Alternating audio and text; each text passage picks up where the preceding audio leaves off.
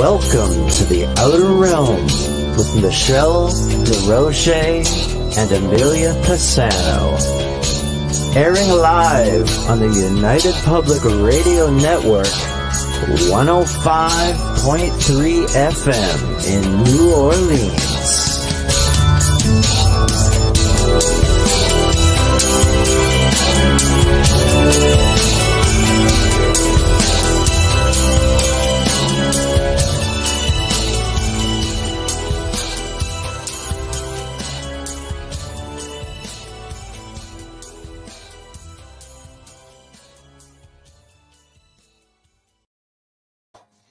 Good evening, everyone. Welcome to the Wednesday night segment of the Outer Realm. We are broadcasting live here on the United Public Radio Network, 105.3 FM from the beautiful city of New Orleans. The Outer Realm is fully sponsored by the amazing folks over at Folgers Coffee, whom have been with us from the very beginning, and we couldn't do it without you. So thank you, Folgers. We would also like to thank Dr. Snick, aka Justin Snicker, for his contribution of time and music for our new intro and outro. He's an award-winning composer of Halloween, horror, sci-fi, and dark wave electronic music, which can be found pretty much on any music platform. And tonight, we welcome back Lesley Mitchell-Clarke to the show, and she's going to be discussing past lives and reincarnation. So hang tight for that. That's going to be awesome. Love it. To participate, however, in the show, you'll have to hit up one of our 8 platforms, which tonight platforms are Twitch on UFO Paranormal Radio, Facebook, Outer Realm with myself and Amelia Pisano, News on the Flip Side, Canada's Most Haunted, Joe Montaldo, UFO Undercover, of course, UFO Paranormal Radio and United Public Radio, and switched it up a little bit tonight. We're going to be on YouTube, UFO Gods and Extra-Terrestrials, and UFO Paranormal Radio, which, by the way, is now open, not just to subscribe to, but you can now become a member. So get on over there, get yourself a membership, because this is the only place you're going to be able to find shows like The Gray Zone Uncensored, and everybody on the network is going to be adding their own contributions, and you're going to start being able to get access to some of the older shows as well, which are not going to be available just through the mainstream podcast sites, etc. So with that being said, we're ready to start, and we've got people in the chat. Look at that. Yeah. Zach Man, hello. Jessica Pisano, hello. Lisa Savoy, hello. Jennifer Lee Spangler, that's a long one. But there's one more after that. Oh, yeah, that's right. Celebrate, you betcha. Anything for you, Jojo. Exactly. So, yoo-hoo. I know. Oh, Adrian. Hi. Yeah, if you are listening right now on our YouTube channel, just click like and subscribe, please. You won't receive notifications like crazy unless you ask for them, but it does help our show. Right. How are you? Exactly. I'm good. Been that kind of a crazy day because, of course, like snowstorms and stuff like that just seems to really love our area. So we're getting smacked again for a couple of days. So yeah, we just got it now. The roads are covered. Ah, good times. Yes. Yeah. So yeah, I'm not really. I mean, I'm okay, because I have, the studio at home here, which is good. And I don't have to venture out for a couple of days, which is nice. So I don't mind it. I really do love to hunker down. There's nothing like hunkering down in a good storm in a haunted house. Oh yeah. It's like, yes. With some great Folgers coffee. Right. With some great Folgers coffee. Yes. Uh-huh. It's great watching the storm from the inside, not necessarily the outside. This is one of those days that just reaffirms the beauty of leaving a radio station. Oh yeah. This is good. That was hell for me. Don't miss the studio days. No. I don't miss the drive in the snow. Niagara Way is not, it's like a snow belt. It's not fun to drive. And here Jennifer's bragging Not much of that in Myrtle Beach. Well, Jennifer. Yeah, whatever. I know. We're just jealous. Don't mind us.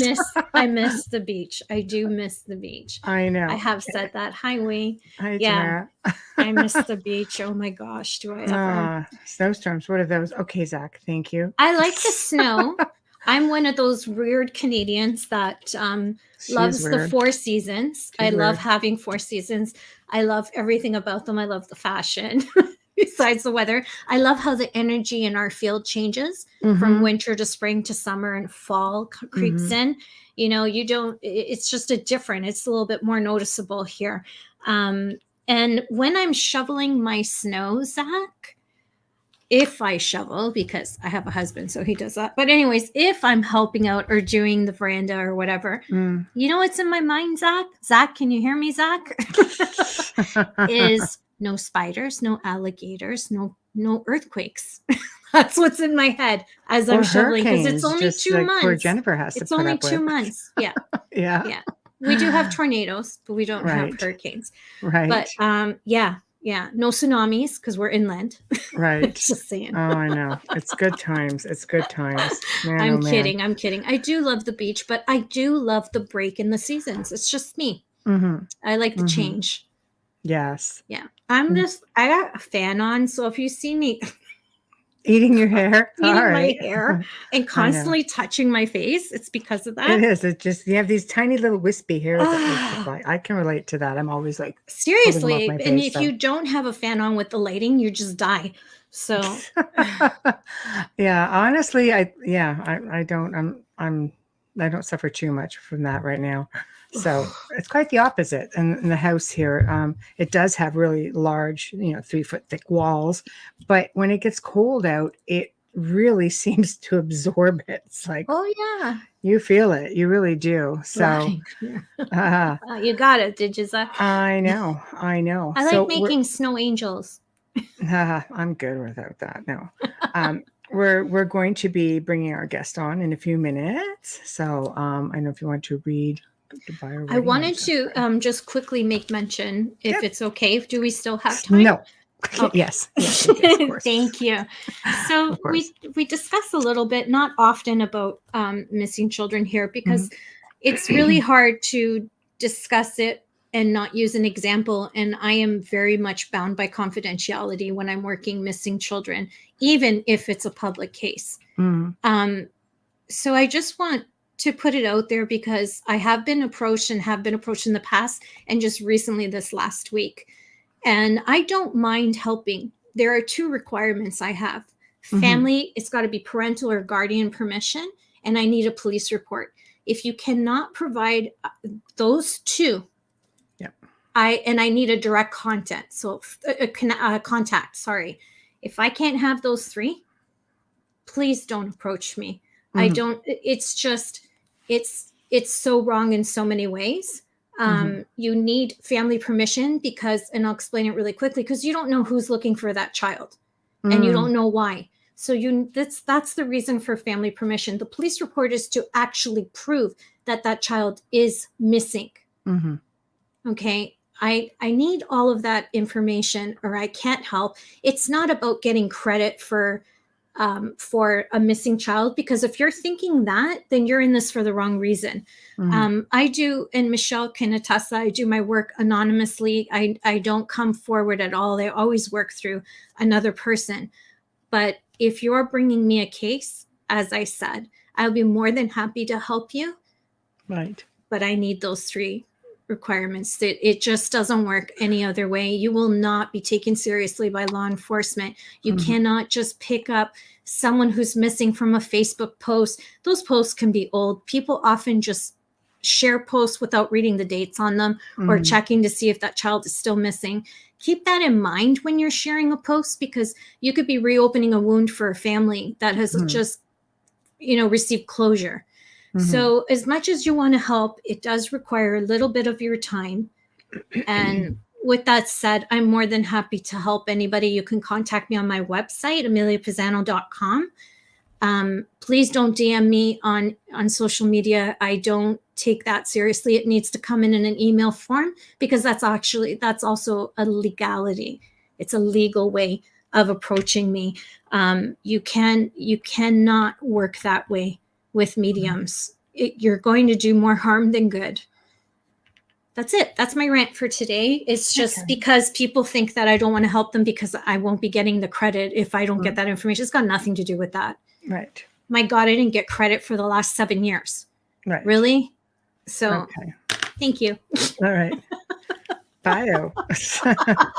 There we go. Oh, and I will just add that if I had a person in my family who was missing, and if I had a missing child, there is nobody else on the planet other than Amelia that I would want to have to do it. Thank you. Thank you. 100%. I know how you I wish I could save them all. I wish I could just line up those faces and just bring them all in. I'm going to cry just talking about it. It's just something that I take so passionately. I've had this experience from my own family, and it didn't turn out well. So I know what that looks like, not feels like. I know what that looks like from both sides of the coin. I take it very seriously. The big one here is knowing who is looking for that child, because you will not believe how many parents who don't have custody will reach out to psychic that they know can get it to find their child, and all of a sudden you become a part of a crime. So think about that. All right. Okay, now on a lighter now note, for real. I am so excited for tonight's show. She is Toronto-based clinical hypnotherapist, specializes in a number of modalities as well as metaphysical therapies, such as past life and later life regression. I need to ask what that is, because that's interesting. Later life regression at Lesley Toronto Hypnosis Clinic, our own Canadian and Lightwork Hypnosis. Please welcome back Lesley Mitchell-Clarke to the show. We're just waiting for her to come on in. So forgive my voice. And hello, Tina. Yes. Another Canadian. I know. Every now and then they start to surface, which is great. I don't always. We do have them. When I'm actually scheduling people, I don't really, look at exactly off the bat who's coming from where, but we've got a really good lineup coming up throughout the next, well, it's always a good lineup, but interesting lineup coming up over the next it was in her bio. weeks. I forgot about that too. I was know. Just so excited because reincarnation and past life, following up the shows that we had last week, is very, very interesting. Now, Michelle, it's strategic how she places these guests. don't think it's not. And I love this. I love that it's coming off of, the excitement that we had. Right. Discussing tricks and things like that. So it is. And we're ready to bring Lesley on. Yay. Drum roll. There we go. Yay. Hello Lesley. There she is. How are you goddesses? It's freaking freezing. I know. I'm wearing the traditional Canadian headgear. Yes. Plus, you guys must be getting the snow. Like, are you getting the snow right now in Toronto? Right. Another huge, shall I say, dump this moment going on. Oh, wow. So we've had it pretty intense. So, but this isn't going to be too bad. It's going to be about 10 centimeters. That's not too bad, and maybe 25 tomorrow. for Niagara. But Niagara's got its own time zone, Michelle. Like, you guys are in a different time zone altogether. Seriously, apparently. The weather zone, not time zone, weather zone. Apparently. I'm like, at least I'm not in Fort Erie. That's a whole other planet out there. That's another dimension, Fort Erie. That's a very strange. That is a very strange little burg. It really is. Pardon me for saying so, but no, it's I think true. You could there be are driving in it, and you could come out. It's like coming out of a vortex, and next thing you know, it's beautiful, sunny. Yeah. How that happened. And in the summer, it's pouring rain there, and you drive out to this dry, stiff heat. It's like, what That's the crazy. hell? Yeah, I know. It's strange. Well, there are lots and lots of soldiers buried there, both British and American. It saw a tremendous amount of action in the in the war, and so in the War of 1812. It's not unlike in Toronto. We have the fairgrounds from the Pan American exhibition. They're very old. Yes. And but right down the midway where they have all the games and all the stuff is going on, I've always been creeped out there. Creepy atmosphere. I don't like it. But I found Right. out later that it is, in fact, that whole area is one of the top places for sightings, and the whole midway is a Wow. giant burial pit of Mm-mm. The whole unknown, midway? the whole midway, British and American soldiers. Just a mass grave. Mass Hmm. grave, And mass we go grave. there for 2 weeks every summer and party on it. Mhm. Okay, I have a whole Whole wow. nother I view never of it, I know. I'm not gonna lie, and I pray to God, CNE, no one from there is listening. Don't take this personally. I've never liked the CNA grounds. I've Mhm. had to work in the food building before for the company I worked for, but now it makes sense. Well, being Oh, it's a intuitive. very active haunt, not just residual haunts. Of course, there's plenty of that, like at Gettysburg, Right. where you're seeing Mm. Uh-oh. Ooh. Okay, so it's not just me. No, it's storming. you know, I mean, Yeah. there. Oh, Are okay. you there, you're girls? back. Oh, there we go. Yeah. Yeah, you totally But they're froze on also us. We're it's also like, active haunts. I know. right. Well, Okay. there we Wow. go. Well, hopefully we won't lose you because you keep freezing. So I'm thinking, oh, don't let the internet go down now for you. So No, well, it should be um, pretty okay. I'm sitting right next to the Family Hub 3000. The new modem I bought, which is just as effed as the old modem. So what are you Right? no, gonna isn't it do? great? I did I the don't same notice thing. any difference. No, I went up like mega. I don't know how many. I don't even want to talk about how much it cost me. And I'm like, Michelle, am I okay? You're frozen. Really? Yeah, I just yeah. plug right into the computer. I don't even go Wi-Fi anymore. I'm so tired of No. it. This house has walls that are 3 feet thick. I'm just like, I'm not going to attempt a Wi-Fi. Yeah, That would well, just be ridiculous of me. that's part of my problem. Our house is quite old, well over 100 Yeah. years old, and it's Yes. it's a Yes, me brick too. Yeah. house. Yes, So yes. I want what you're on. And of course she freezes, right? I know. We're right in the middle of fun. Oh, wait you for her girls are to come back. There she is. I'm back. I didn't go. I saw you girls bleep out there for a minute. Oh, we Yeah. just saw you completely freeze. Well, all three of us are Minute ago. literally in a triangle of a snowstorm right now. So It's true. Well, yeah. yeah, there may be some aspects of that. You know, it's pretty wet and nasty out there. Anyway, Yeah. I'm so glad to see you guys, though. It's a delight to be here and Thank so you. It's always nice to have you join us. celebrating on And February 9th. Oh, I'm an Aquarius. You probably. Ah! Oh, I know it keeps freezing. you keep freezing. Yeah. So I don't know. I'm hoping that we're not going to lose you somewhere along the line. We're always delighted when you join us, and we thank you for joining us again. You're just a wealth of information, and I'm hoping that I'm not freezing for you over at your end.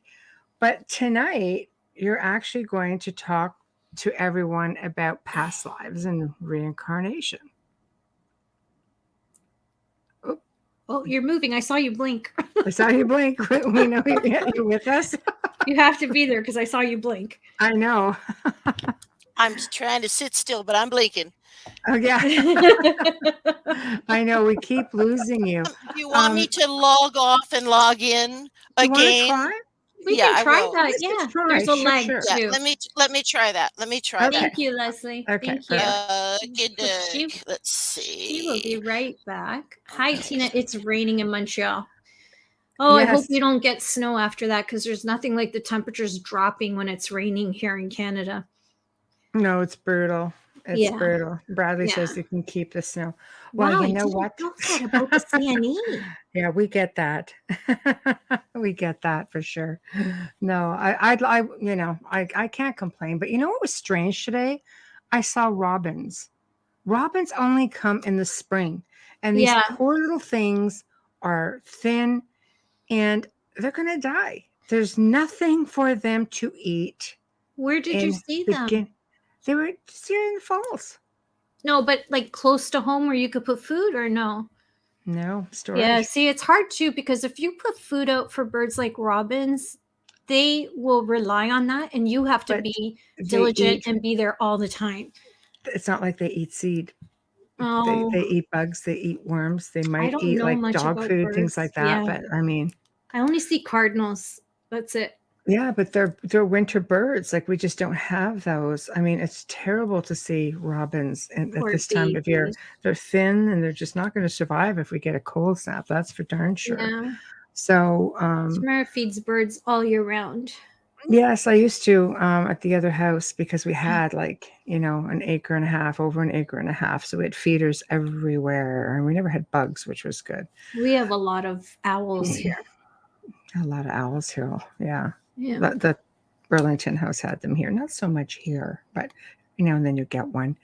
I'm hoping she's not having any difficulty logging back in.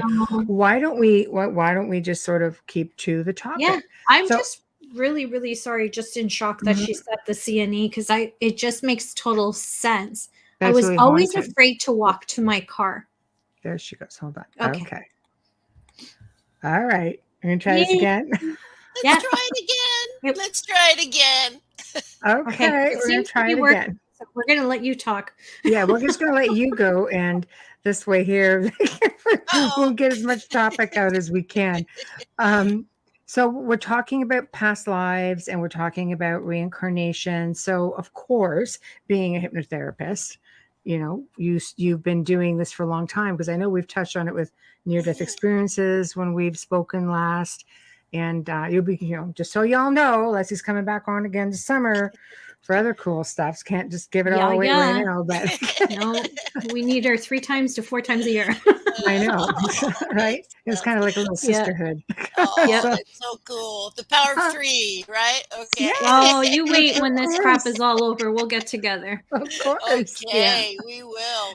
Well, yes, I've been in answer to your question, I've been working in what we call metaphysical hypnosis, which is a sort of a 3-pronged thing. The way that it's taught, it involves past life regression, interlife regression, and what we also call energy release or entity release. And I don't do too much of that.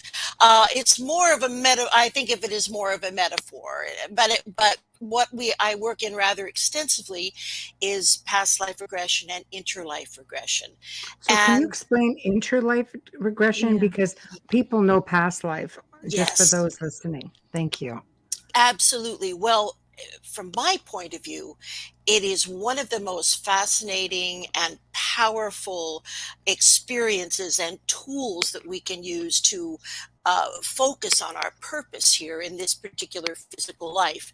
So what the interlife refers to, it's a Michael Newton term. He's the father of this type of exploration. It refers to that place where we go when we leave our physical bodies. And I mean, you could interpret it as a heaven or another dimensional realm, or, however you wish to think of it.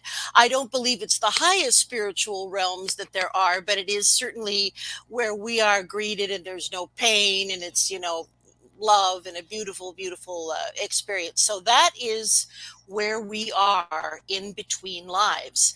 And Michael Newton discovered in his explorations, and no one really realized this before, but human beings or beings have, I think it's about 8 or 10 common experiences when they leave their physical bodies. They're greeted by loved ones. They go have like a social time. They go to the past lives pavilion. I'm not sure they have a review of lifetimes. And now not everybody always recalls all of those things when we do this work. But what always is recalled, in my experience, the thing that always is talked about is meeting with the counsel, or your counsel, rather your personal counsel. And this isn't some type of a punitive or how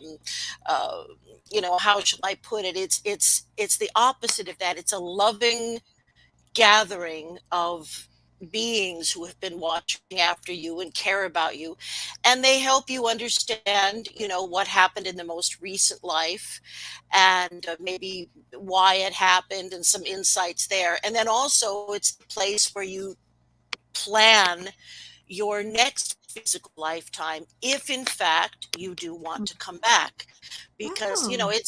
it's a universe of free will. And I know there are some very creative and very interesting theories that have been put across of recent about how there's a certain variety of gray ETs that are keeping us in an endless loop of reincarnation. I have never seen any kind of evidence to that effect. So these commonalities of experiences happen. And one of the interesting thing, I think the most powerful thing about the interlife experience is we get tremendous insight into the conditions that we were born into.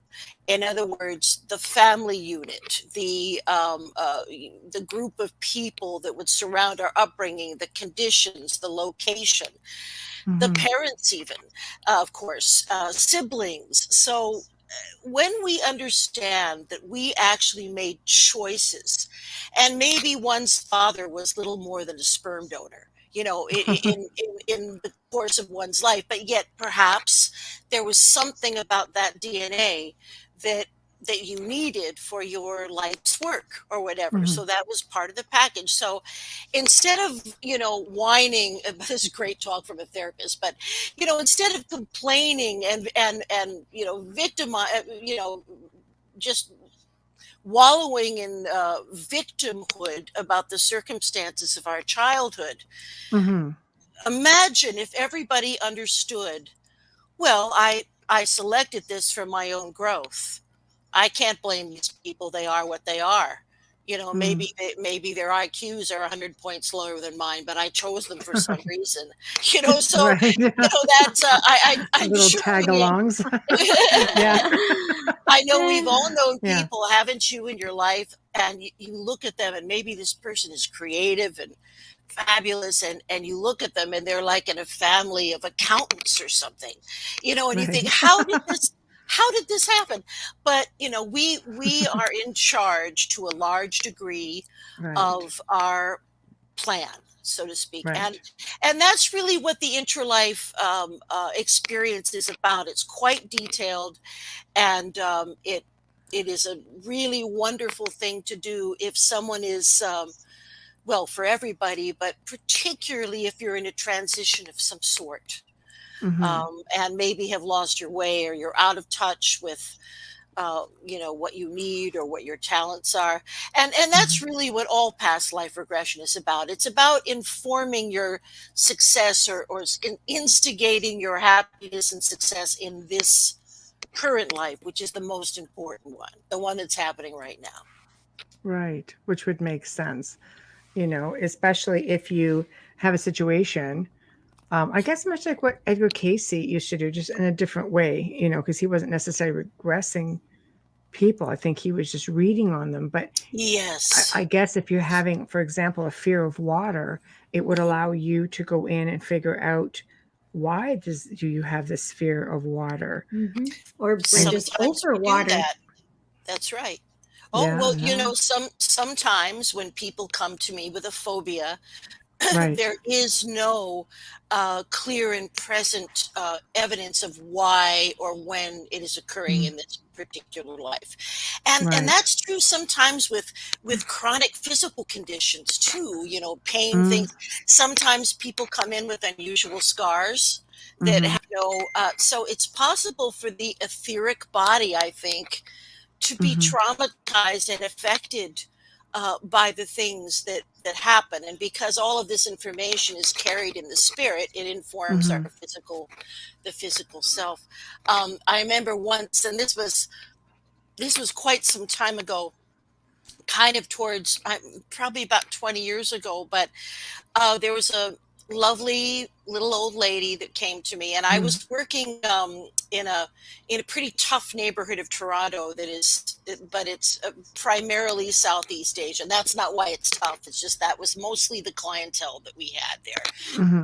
So this lovely Indian lady had treatment-resistant fibromyalgia. I mean, the woman was in so much pain, and the doctors had tried everything.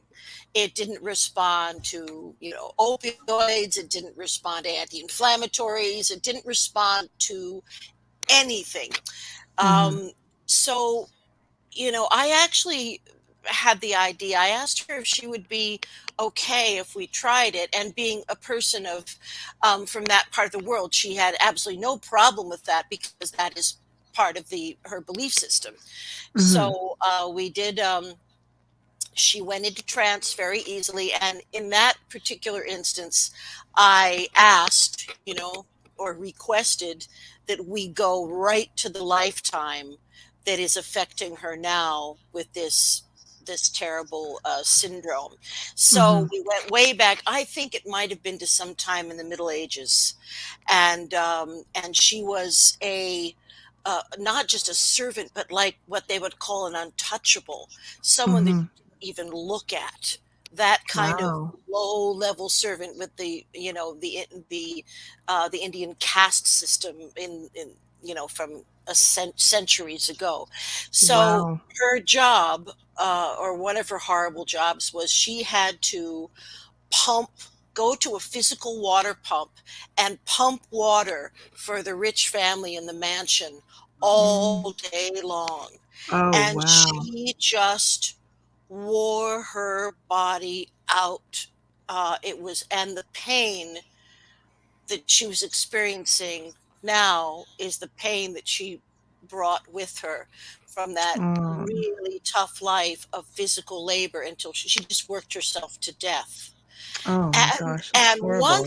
once that was released, I mean, there was huge relief. Now she was she was a little old lady who probably had some arthritis and this and that, but I mean, the pain was gone. I'm going to say like 80% gone. So it was in fact miraculous, and nobody would, the doctor didn't accept it. Nobody would accept that that would be what would happen. There's an example of carrying a physical trauma, and this was not just a most recent life. This would have been, from some time ago. So why it was resonating now, I don't know. That would have to do with her journey and her plan, and who the people in her family were, and was one of them the grand, poobah of the house. I don't know. So, but there you go. Yeah. Not unusual. That's amazing. Yeah, that's crazy. That's like, I mean, to think that something could creep in just from such a long time ago. But Yes. I guess it is. Could that be like similar to like a DNA imprinting or like a lineage thing? Like, could you suffer from that sort of thing too? Yeah. I do. I first of all, I think that probably we have a lot of what could maybe be called sympathetic Ancestral? sympathetic DNA that isn't maybe even visible. That there are more strands than the 23andMe, and I think that experiences can be contained in DNA sometimes, and particularly apparently a physical trauma can resonate. I mean, whether that information is in our soul and it's external to us, or whether it is in fact in some type of etheric DNA that is part of our soul structure, who can say? But it certainly happens. Wow. That's it's something you don't think about when you think of past lives. I think most people can agree that you think of past lives, it's something that you just want to go back and, what was I? Was I a king? Was I a queen? Was it, everybody wants something glamorous, but you don't think of things like that. I had found out, because I used to get terrible headaches, and I mean, I wasn't regressed at all, but a medium had picked up that, no, in one life you got stabbed in the back of the head. And that's where my pain always was. Mhm. I was like, what a horrible thing to have happen to me. Wow. Well, I was yeah. not impressed. but I mean, terrible things happen to people. Spears and I mean, swords. I had a guy, especially that far back, right? It's terrible not like they died of things. natural causes back then.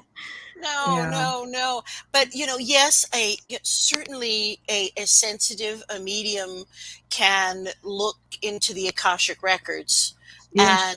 and sense, past lives. It was just out of the blue. She saw me it on a was, tour and just went, "Oh, I see this," and I was just like, because I well, said, "Oh, you I have a had, headache," and she goes, "That's because blah blah blah." I was just like, "Thanks." Be crazier if you had an indentation there. That would be like well, crazy town. you Yeah, might. because I I've mean, heard of that. sure, you might, but you needed to hear that right then because you were having I a headache. guess. Why were you manifesting the headache at that time? No one knows, but sooner or later we have to deal Yeah. with everything. Sooner or later we have to deal with everything, and it pops up, and that's just my theory. It just pops up, and it will manifest if we don't deal with it. It's frightening when you think about how many lives some people have had. Just how I much has to know. manifest. I could be- know. That could be Sorry. frightening here. Okay, Well, I'm just going to put up there. People come in. Oh, I'm sorry. Go ahead. No, you go ahead, Lesley. Yeah, Oh, we're I just was putting up just comments as they come up for you. okay. I was just saying that I think that people can come in for all kinds of different purposes too. Sometimes they come in as an unselfish act.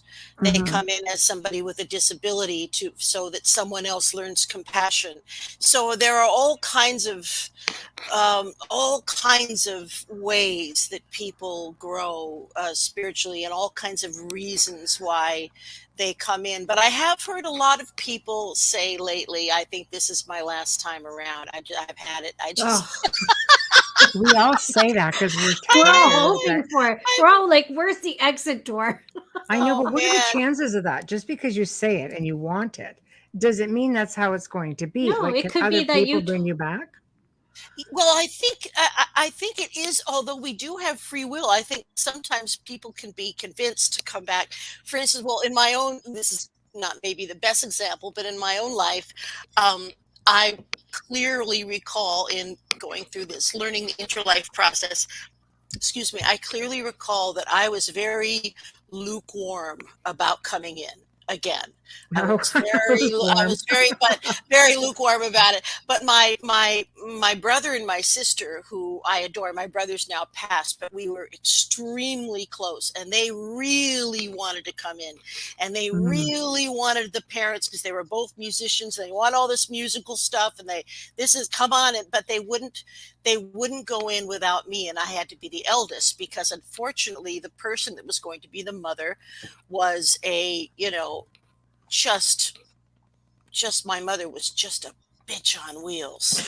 So, she Yes. was just, so I had to, if they were going to do it, I had to come in. And, I always, as we say, I always took the bullet, because my mother would rage at somebody and I wouldn't let her rage at them. So whatever it was, Right. I took it. So that was the agreement. But I realized that was the agreement, and I said, okay, so how pissed off can I be? I agreed to it. I myself had a big career in the music business. I agreed to it. So there you go. Right. Yes, So- that's Right. right. That's right. Right. Yeah. How do you explain not a birthmark, but a scar that you only see when you're suntan because it's white and it's in the shape of a paw print? Came during, young years, wasn't born with it. Any explanation for that? I've never had anyone I could ask. Well, if there's no color there, it's an area where no pigment is being produced. Yeah. So that sounds like something that would have to be informed genetically somehow. Yeah. Weird, and, right? Shape of a paw print of all things. I've seen people come in with all kinds of things Yeah. that are unusual, and they say, "Look at this." I said, "Oh my God!" I think anything is possible. And what could the paw print mean? Could it mean that there was a traumatic death at the hands of a wild animal of some sort? I don't know. I do love dogs, like they're babies. I do. Well, then Awesome. maybe it's the other kind of thing. Maybe Yeah, maybe it's sort of a sign about who you are, what you do. Maybe way back there maybe you raised dogs, or you might have had a very intimate relationship with dogs that might So be it's just very a little reminder that I dogs hope were so. prevalent in your life, Yeah. maybe, or Yeah. lives. And will be luck for you and positive for you to be with them. Wolf or bear totem native. Thanks, Sherry. It's good I to like see you here. Trisha's comment. We also say we'll never have another kid right after childbirth. We forget it's true. That is so Every true. woman So on the true. planet has made I'm that never comment. doing that again. Oh my I'm God. never doing this again. And I mean, hate my husband. idea of natural childbirth is no makeup. That's give me everything else you got. Give me that I made it to the last window. Demerol drip. Oh my gosh. Here's a question here. Did you want to get this, Amelia? Sure. Thanks, Michelle. Tina says, wow, so interesting. I do believe that anything that is related to health issues is related to past lives.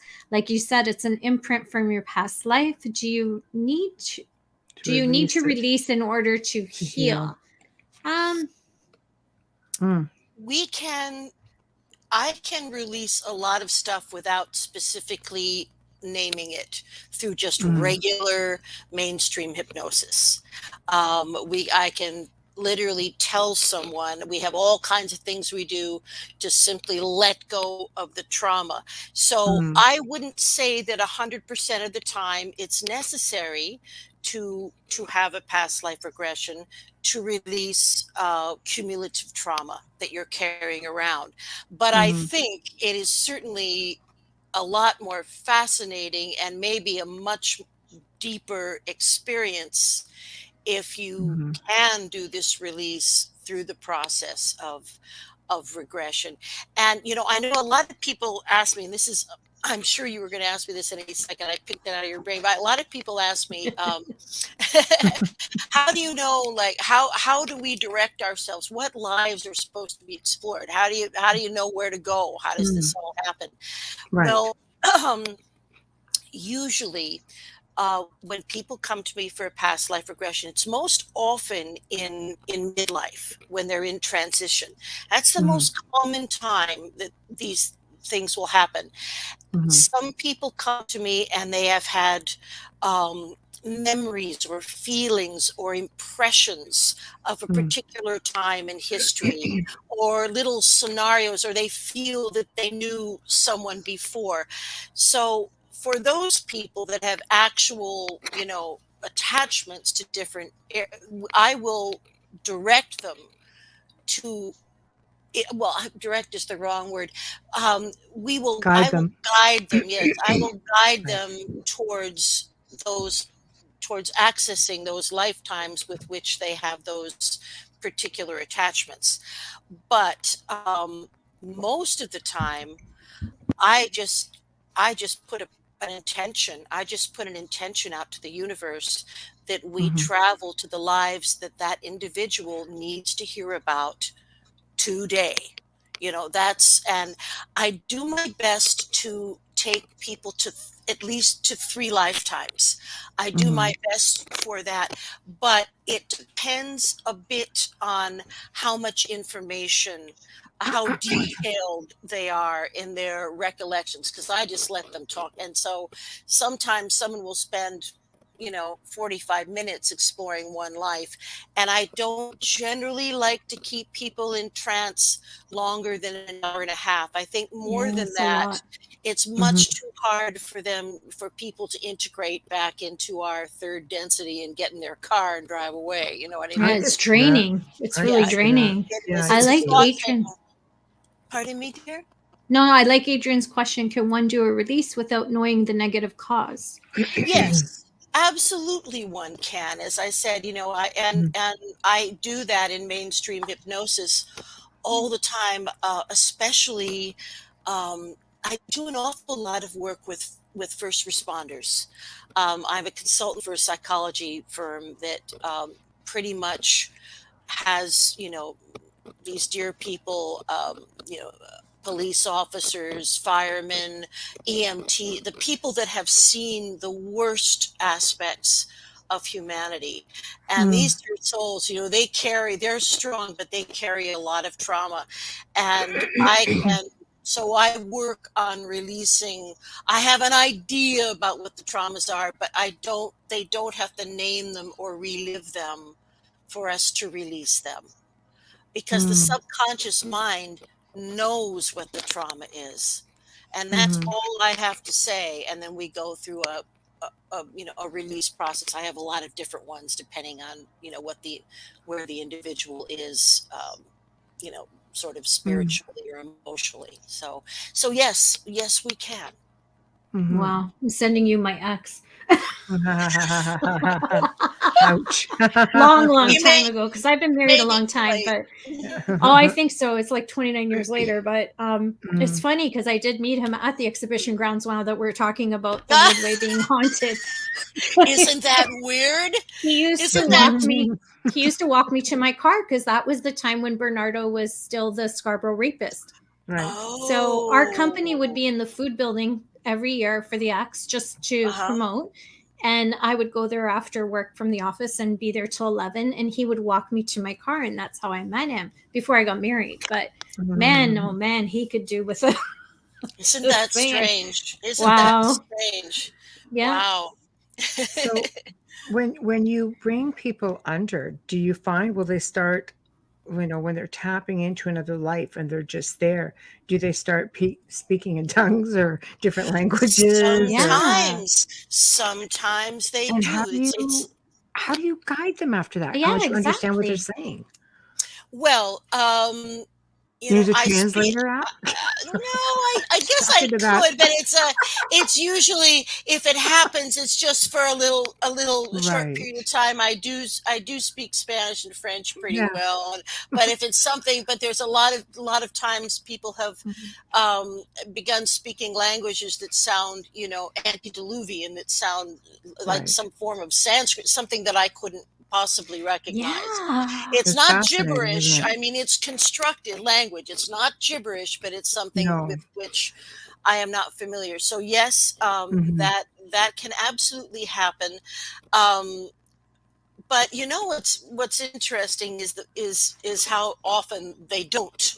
You know, it seems like communication, spiritual communication, or when you get into these spiritual realms, the language manifests in whoever is hearing it. You know what I mean? It just, it's like I've had people talk about lives as a primitive person in darkest Africa, and there's no language, anything that they come across with. But there seems to be a sort of a Star Trek universal translator.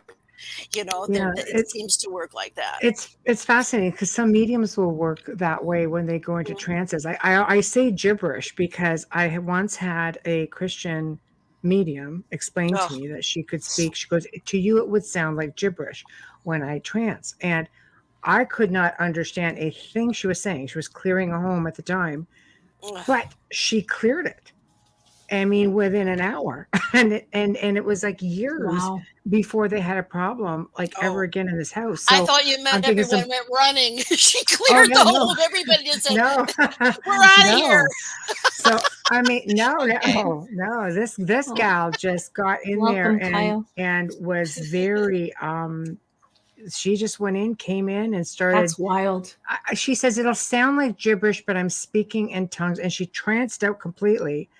And so I just sat there, and it's like, you don't know how to react. I mean, there's it's super cool. Do, but if that does happen, I remember the first time something really out there like that happened in my hypno chair. I was freaked out, and then I just thought, I got to take control here, and I did. I just this was a guy who was. I'm not sure about his mental health. I'm not sure that anything genuine was going on, but it certainly freaked me out. And there was some of this, some of this linguistic gymnastics going on, and Right. he was writhing around, and he scared the bejesus out of me. And when it was all over, he said, "Well, I just gave birth to a dragon." I said, "Wow, All see you, right. see you later." Wow. And how does one achieve such a feat? I'd like to know. But That'd be know. one I wouldn't be able to sit I know. for.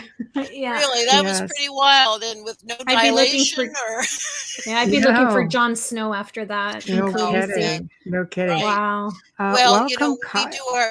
do our best to anyone in my profession or in any aspect of therapy, psychotherapy, we do our best to treat people who do not have severe mental illnesses. It's actually against the law, so I have to be very careful, and Yeah. and it's in a way, it's especially important for the mental health to be together with these metaphysical processes. I mean, because even if someone has been diagnosed with schizophrenia or a dissociative disorder or borderline personality, if their psychiatrist wants that person to work on a certain thing like sleep issues or certain specific things, I can still work with them with permission of the psychiatrist on certain things, but not I've had to do that. process. Yeah. With people working with people with alleged attachments. I've had to do that, work with a psychiatrist or psychologist, and You want to make sure you're not harming very, them. very carefully. Yeah, they're very, very supportive, but they want to make sure everything is done, by the book. Don't let them go off the medication. Document everything so they may have that documentation as well with behavior and stuff like that. So Exactly. it is, it can be So hardcore. we can sometimes help people, and also people who believe that they have attachments, whether they do or not. They can So they believe it, and there's something believe it. that's making them believe it, and that's where you have to get to the source. So Exactly. So how do you handle a situation like that? Frankly, I am. That's one of the things that I'm not crazy about doing. Right. But we have a process for it in hypnotherapy, which I mentioned, energy release, and we actually ask the attachment to identify itself. And we talk to the attachment, and we find out what it wants, and then we release it. And again, whether or not there is an attachment, I've had people talk as the attachment in different voices. Judgment is not my department. If it works, it works. And and I always am very, very careful with my space. My space, I sanitize it with sweetgrass and all kinds of things and kosher salt. My treatment area is always scrupulous, but sometimes if I'm working on Zoom, I don't really have any control over what the patient or the client's space is like. No, so I don't always have that.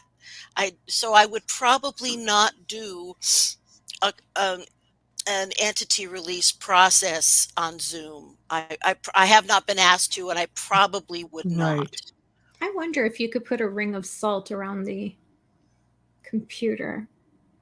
Well, you could, sure. And it would be, I'm not saying it wouldn't be possible for me, even through a remote viewing technique, to fill that person's space with white light while I'm doing the process. But it's exhausting. Oh, yeah. It would be exhausting for me to maintain the protection and do the hypnotic process. Yeah, I can imagine. Absolutely. So what do you do with children who exhibit signs because kids are, as much as they can be teller of tall tales, every now and then you've got this child or even a savant, who are just, that that a savant, you know, that's a past life thing. But sometimes kids come in and go, oh, that was my other life, or this was my other mom, and this was. Oh, they do it. They're They do it. unbelievable, some of those Um, stories. I think, most of them you have to get them when they're 3 or before they're 3 or 4, Oh, and really? yeah, you have to get them pretty early as soon as they're able to talk, because those Mm-hmm. memories will, whatever the grand design was for us being able to focus on one thing at a time, the curtain comes down on the Right. life, but even my eldest son, I don't know if I told you this before, but my eldest son, um excuse me a second. What is it, boy? Okay.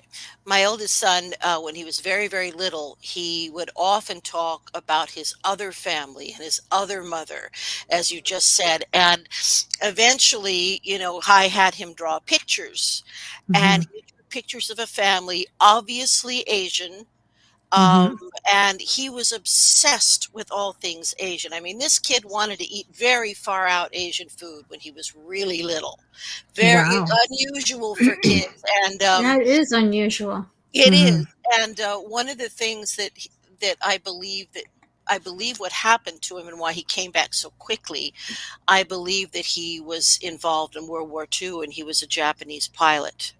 And Oh, the plane crashed, and he told me about that when he was wow. about 3, so he came in real fast. But he Wow. was in this last life, he was Japanese, and Wow. he remembered a lot of it. Not now, so once in a while I ask him, he has absolutely no, no memory or ideas about that. He still, he still studies all these different martial arts, still loves Mm-hmm. Asian food, but the Right. memories, And he the hasn't memories asked you to help him bring forth the memories, and he's No, not nobody in curious? my No? family will let me do anything. They're I know how you no, feel. they won't let me Right. do anything. Even my husband, whatever, he'd rather suffer, I think, than have me use hypnosis. I don't know what the deal is, but no, I guess they just don't want to listen to my voice. What can I say? Maybe Wow. I've been bitching too much. I don't know. They wouldn't remember it though. Right, They'd only have bits and pieces. It wouldn't be completely. that's What true. would And my hypnosis voice is really nice. So they Oh, would I believe it. they would conk right out. Boy, I've heard some hypnotists, and I hear them, and sometimes at conventions, and I think, man, how does anybody get relaxed listening to a No. voice like that? It's like bloody fingernails on the chalkboard. It's That'd be horrible. Oh hard. Or no, no. Yes. there's a gal. There's a not a very nice gal in Toronto who Mhm. believes that she is the foremost regressionist past life person, Oh and her my accent, gosh. I never heard of her, so there. no, you never heard of her. She's got a big long Greek name and a big huge accent, and it's almost impossible to understand what she's saying. Oh, So I goodness. think, how are you? So yeah, so you're doing this How do work, you that and doesn't it's not soothing is what you're saying. it's the opposite of it, because Right. you would have to work to Mhm. understand what she was saying. Right. So Oh, Right. I don't know. There's some people are not really suited, but they keep on. maybe Right. with her own culture, she has better luck. I don't know. Right. Maybe that's true. Yeah, Maybe that's Now, yeah. true. what would cause or why would a soul want to come back so quick? Like you say, this little one at 3 years old, he came in, Hmm. your son, with all of this information, yet here he Hmm. is. What, is there a prerequisite, or why would you bounce back so quickly I think into it was. another life? I think it was just a shortened life. He Right. was a young pilot, probably 19 years old, shortened life. Wow. I don't think it's any great surprise that we have huge population booms after every war. And of Yes. course, some of that is due to returning soldiers and what have you, but not all of Right. that is due to it. Right. I think that souls who have had their lives ended, Too way too quick. soon, do tend to come back in quickly. Is in my experience from what I hear. That's all I can.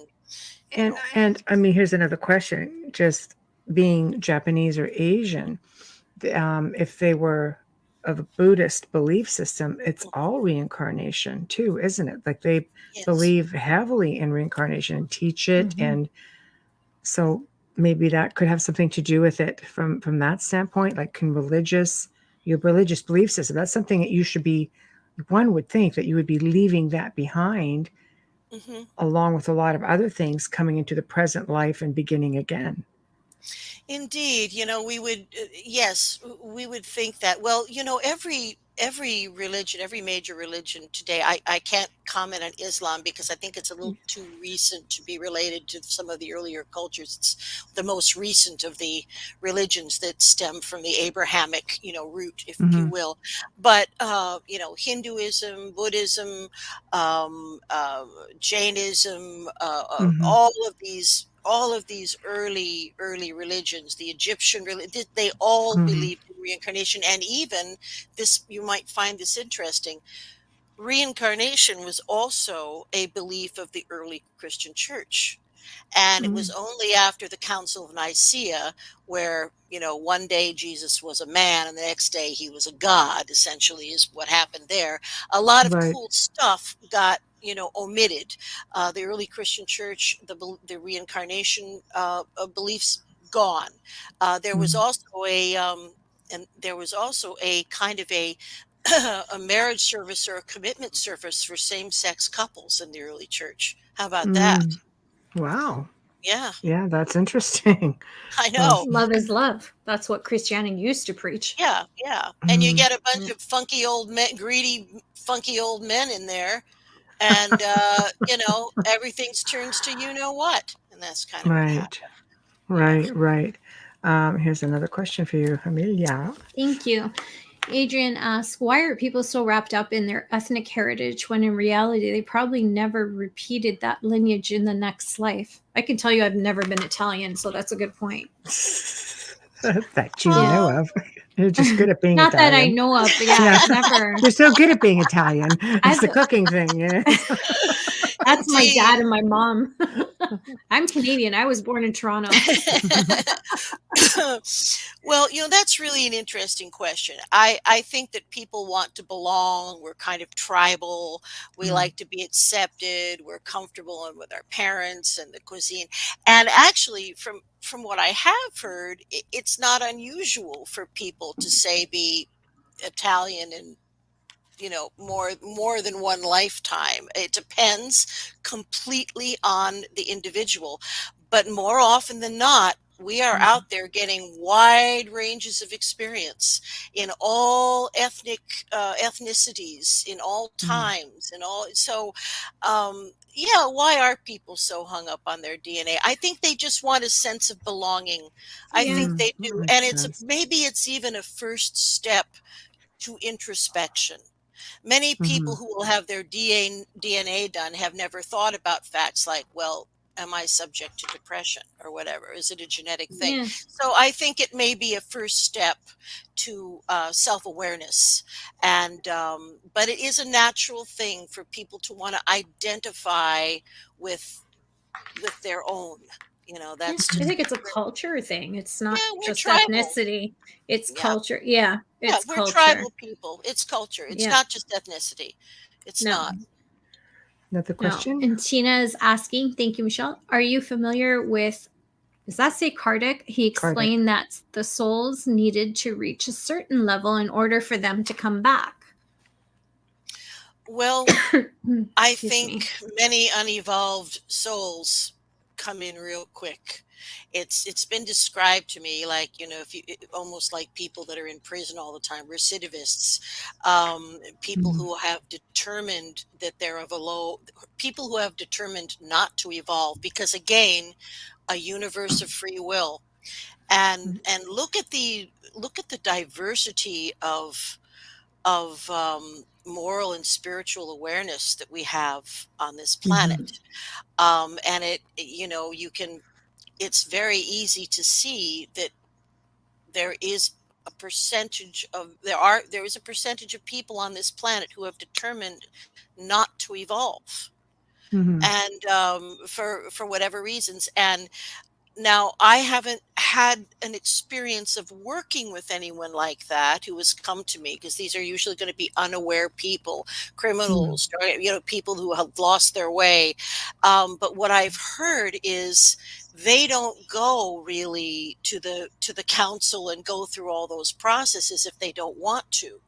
They just want to get back in life. So it's almost like going in one door and coming out another.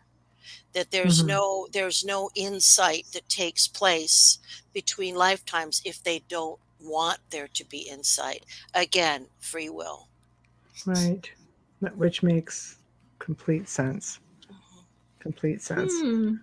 No, for sure. For sure. I think that, when you're thinking about like levels, I mean, do we even exist? Lives, do we live lives simultaneously, dimensionally? Like, it's hard to think level, because we're thinking very much linear, like in this specific Right. third density, three-dimensional lifetime. Have you come across anybody that's kind of been split souls living? Oh yeah. Well, there are people who I think are almost like time travelers, interdimensional time travelers in a way. And I think it's possible, but I think it's more of a thought process than putting your body in a capsule that at superluminal speeds. I'm not quite sure it works, but I don't believe that time is linear by its true nature, as you just said. Right. But yeah. in the third density, we have to have reference points, so we show up, so we get stuff done. And I think that's probably also part of the same process why we have temporary amnesia when we're here, so we can focus and learn and do the tasks that we set out to do. I think so. I wonder if we have the ability to decide on what we want to do in the next life. Do we have the ability to say, nuh-uh? Apparently, yes. I hope so. Apparently, that's what the council is all about, where you discuss, well, would this be better? Or how will I learn this best?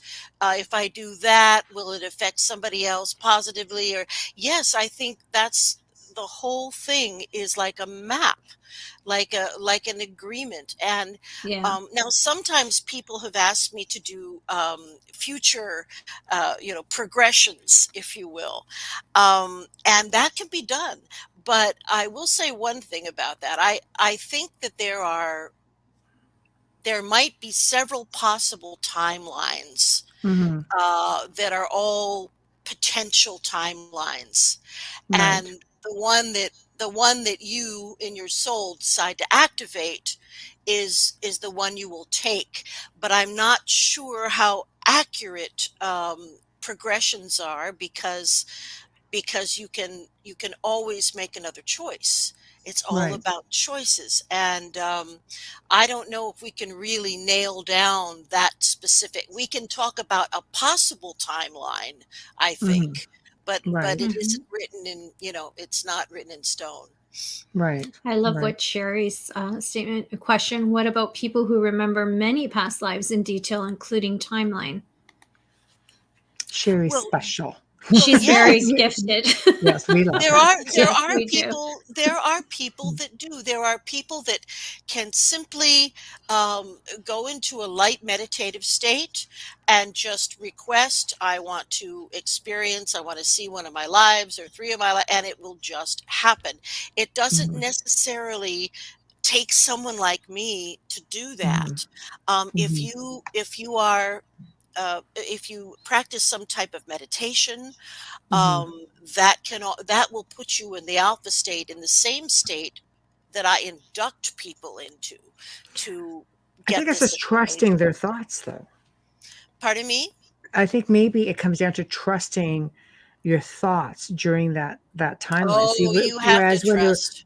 Because when you're someone like yourself, you can recognize those things when you're bringing somebody forward Yeah. or guiding them. But if someone is on their own and trying to, come out Yeah. with that, it's like, well, do I trust that or not? For me, I've always had like crazy visions and dreams where I could even like just feel, like cobblestone on the bottom of my feet, Mhm. or I Mhm. could smell things. I could, it's just, and to which it went on to be validated. But if I had to try to peg every single thing that came to me, I'd be like, okay, I you could know, I really go know. amok, There right? is a thing as being too, being too Yeah. focused on that. But Yeah, because for sure. I think it should really be much more of a learning experience than a diversion. But there are certainly people who have access and they don't need anybody like me. They Right. recognize people that they've known. They see them with their, you know, they see Hmm. them as they looked.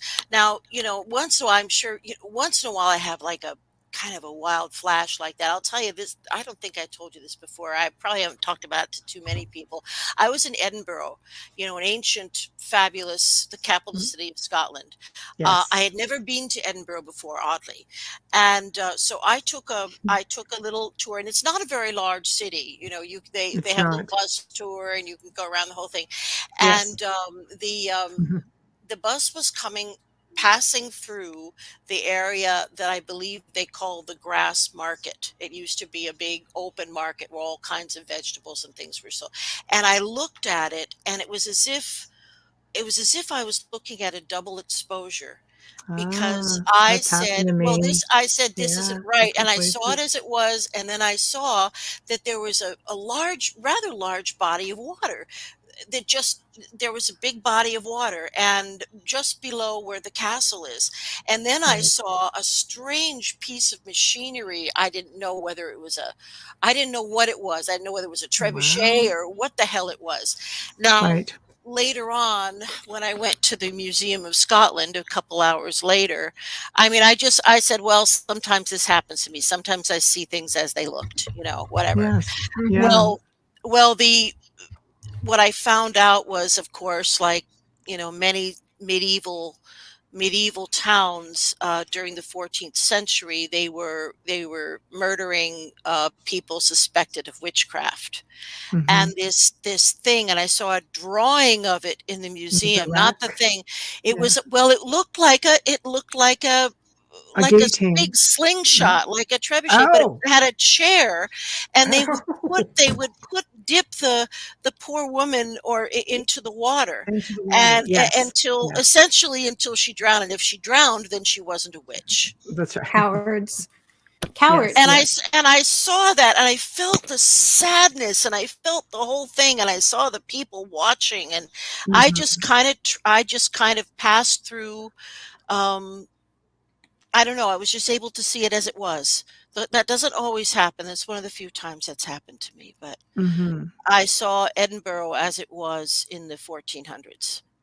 That's insane. Yeah. I've been. It's beautiful. Lots of history, lots of sadness, lots of, Mhm. murders and Oh man, it's just you violent get into the violence. Royal Mile, it's just like Yeah, even, everything that's happened to the people in there, it's just all very, very sad. it's incredible. Um, And the Edinburgh vaults.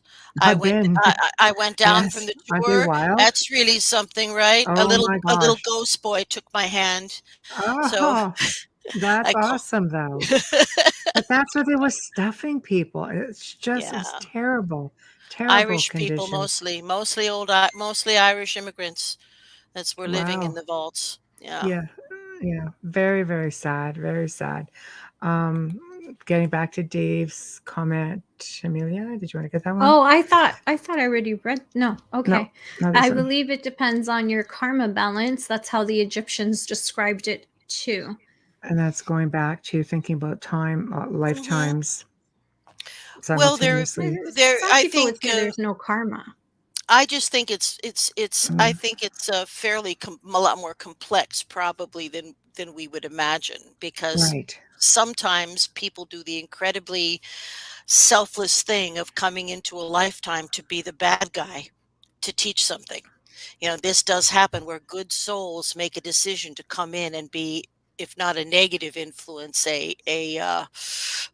propelling influence, you know. Wow. So karma is, I believe it exists, but I think it's really just the law of balance, like as Mhm. the Egyptians, Mot and the feather, right? That's So right.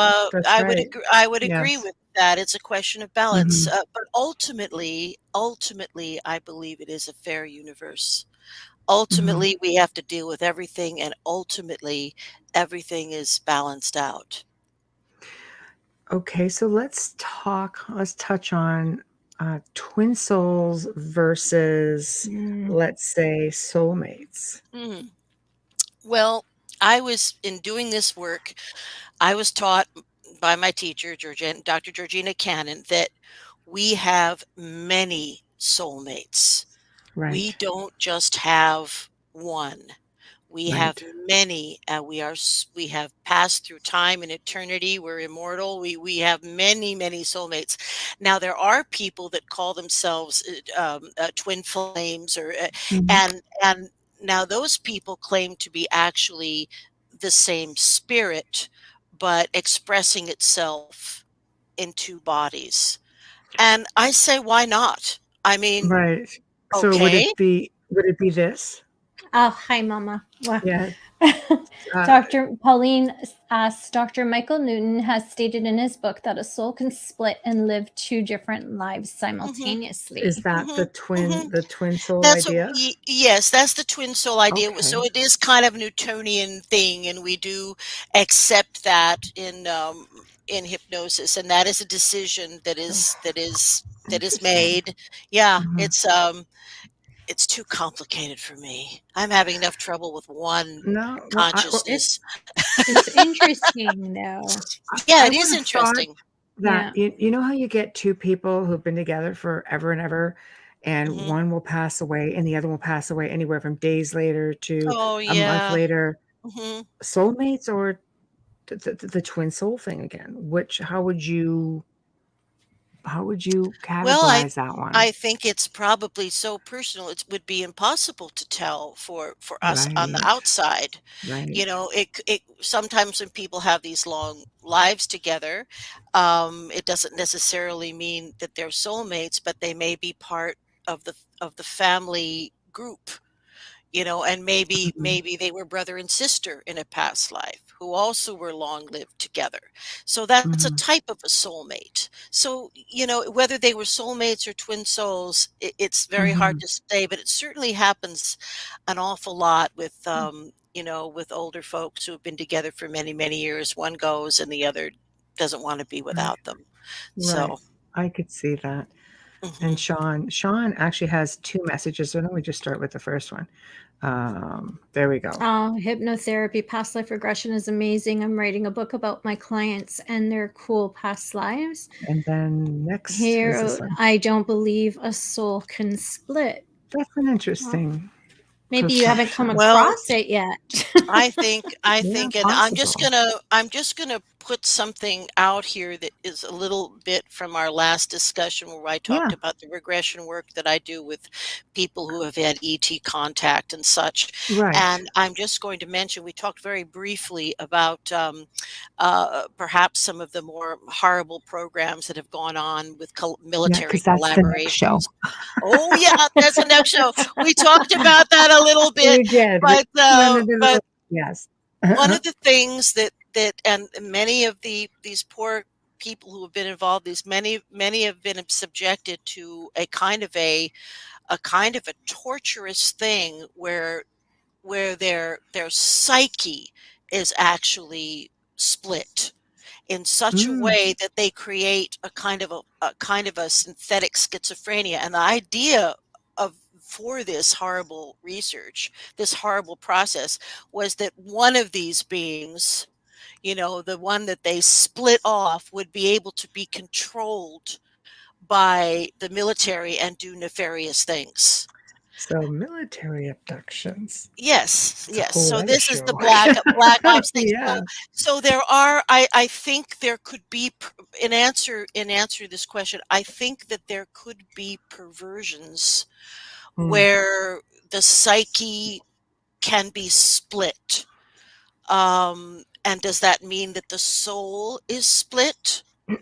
I'm not sure. I don't have the answers, but it's quite a question. Mm-hmm. Yeah.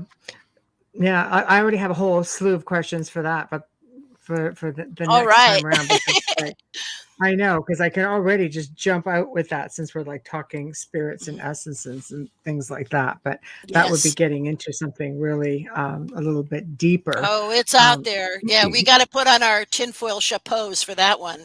We I have can. I have a tinfoil toque. I'll get it out. Yeah. I'll get it out. Yes. Just For our friends in America, that's a beanie. yes, But- yes. Sorry. I didn't know what a beanie was when I started crocheting, and I'm like, oh, it's a toque. What's a beanie? Yeah. Just Well, wear like one of small those toque. Jiffy Pop things. Yeah.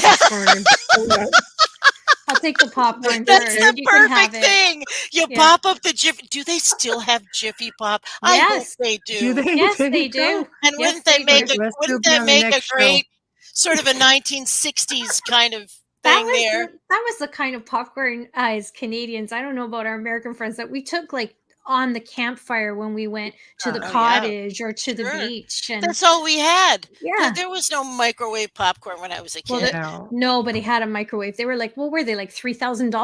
Oh yeah, Oh they my weighed like gosh. 3,000 pounds. Yes. And they had a little Wow. screen like that Yeah. big, you Yeah. know. Yeah. You were It'll scared make to the stand near it. You're like, It'll make the perfect tinfoil hat, though. Just wear It it right will. over your It'll. toothbrush That in is the a great summer. idea. yeah. It's still on the shelf. I died Yeah. when I saw it. I'm like, wow. Oh, if we all show up I'm with old one of those, I school. think our listeners will just fall over. Oh Yeah. my gosh. I'm old Remember school. how I you still really do had to get it popcorn on the going so stove. it didn't burn?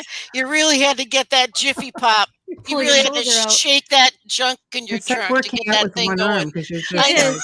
like, oh my gosh. You have one I big used to muscular I arm used and to one do little 2 at tiny arm. once, ladies. I used to swing 2 You Jiffy have Pop to if you have a at one family. It's not time, like you got you that know. much out of there. It's only a small ball. Oh my It wasn't word. that much. I'm old school. I still go on the stove. I still do that. Okay, so that's a big shout out here for Jiffy Pop. Yeah. Real So if you're sponsor listening, ID. Jiffy, we're We're gonna always do a taking real money. sponsor Now there's ID. going to be a run on Jiffy Pop. Every mom and pop store in Toronto is going to be Oh out of yeah. Jiffy Not Pop. in this Wait for weather. it. Not in Yeah. this weather. Yeah, You'll have to not play tonight. it on the archive. Maybe True on the enough. archive, you guys will get that craving. But wait until the show ends before you Okay. leave to get that popcorn. Um, You are listening to The Outer Realm live right now with Michelle DeRoche and myself, Amelia Pisano. And right back with us is our dear friend and our guest, Lesley Mitchell-Clarke, coming straight to you from Toronto, Ontario, Canada. That's I right, can't eh? breathe. My birthplace. And we Hey. don't use that word. Just We do saying. not. That is like we are not the Mackenzie brothers. We don't say that all the time. We don't live in Eagles. No, No, it's my very- Irish grandparents said it. That's why I do say "a," but It's it's an because Irish thing. I was raised by my grandparents, and they said Yes. it all the time. so. Yes, and that was spelled A-Y-E, not like Yes, E-H. Like not yeah. Anyway, E-H. yes. E-H, yes. I don't yes. even use that word. But No. anyways, Right. we're coming to you live from the gorgeous city of New Orleans on 105.3 FM radio, and we are streaming right now on United Public Radio, United UFO Paranormal Radio. We are on all of the Facebook Networks. pages, including Canada's Most Haunted and the Outer Outer Realm, Realm. our own page. Yes. I'm like, there are too many to list. If you are listening right now, you're probably tuned into, and I hope, YouTube. And if you're there, please click like and subscribe. No notifications will be driving you crazy unless you choose that way. We would like to give a shout out. Now I'm lost, which is not difficult to do for me. We would like to give a quick shout out and a thank you to our intro and outro composer and award-winning musician and voice. My gosh, thank you so much, Dr. Snick, the sonic surgeon, Justin Snicker. You can find his music at Amazon and Bandcamp, and you can find him on social media, on Instagram and Facebook as well. And we'd like to say a big thank you to these guys right here, Folgers Folgers, Coffee. Absolutely. Oh, It's a great way to start. You've been with us from the beginning, and we hope forevermore. We're so grateful to you, Folgers. Without you, we wouldn't be here tonight. Thank you so much. Thank you. Folgers Thank you. Thank Heavenly you. Coffee. Remember that? Folgers It's makes true. heavenly coffee. This is true. Remember This that? is true. Folgers Yeah, the makes best part of heavenly waking coffee. up. Yeah, See, see, I there love you that. go. There you go. Can our guest jump in on it? That's outstanding. I'll harmonize next show. But That's yeah, right. and we love Folgers. Without them, honestly, we wouldn't be here. Aw. Oh, Other question. There we go. Bubbles, fantastic. And we got everybody in the chat rooms calling me that now. I am sorry. No, it's You're okay. wel- It's I like to okay. say you're welcome. It's all a but- good. It's all good. It's not a bad name. No. Sherry says, Lesley, with clearing attachments, have you ever had problems with them trying to attach to you? I really protect myself. Before I'm going to do any kind of process like that, I myself am in meditation. I have myself surrounded with white light. I have never, I think everyone, if they're going to do any kind of work like that, if you just take the basic precautions of protection, you will be fine. And I also, whenever I can, I love to do spirit investigations whenever it's possible. Whenever somebody will let me join them, I go along, Wow. I go with, and I have done a lot of entity release in that milieu, sort of transpersonal psychology, talking people over to the other side. I have never had any knock on wood, inkling of any kind of oppression or attachment. But I think if one just uses the basic cleansing, protocols that are available, I'm sure Michelle can tell you what to do, and Amelia can tell you what to do if you need to. But just use precautions, and there shouldn't be any problems with attachments. Aw, Lisa Savoy says, Lesley is the greatest. I had 7 regressions done with her. Man. Oh, you're so lucky. What a sweetheart she is. Oh my goodness. And Yeah, she's been here all the show. Wait till you read her new book. Oh my goodness. It's really wonderful. Yeah, she has a brand new book that she's just published, and it's about her really unique, really fantastic experience. I don't mean fantastic as in unbelievable. I mean she should reach out. Amazing experiences. Yeah. Yes. Do you do regressions bring you guys online? both on together. Yes, I absolutely do. I absolutely do regressions online. During the COVID, I just had to get comfortable with it. Right. Okay. Michelle Million says, I sure wish she was near me. Well, there you go. There we go. I absolutely do work remotely, and I can tell you it works. And all you need to do is drop me a line, and we can make a plan. There we go. There we go. See, anything can happen here on the Outer Realms. Anything. Anything. Exactly. Bam. Just like that.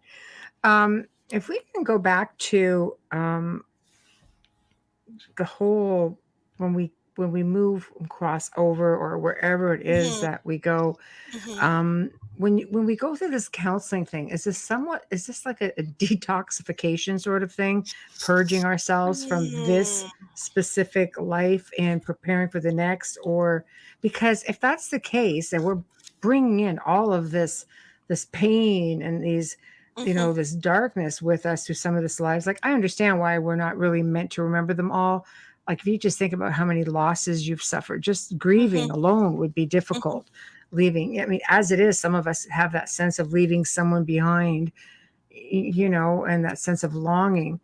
But what exactly does the whole counseling thing do if you're still sitting here fixing some problems from other lifetimes? Okay. Well, I think a big part of the answer to that question is I think that from what I have heard, what I've come to understand, this realm, this higher vibrational realm that we ascend to, negative emotions just don't exist there.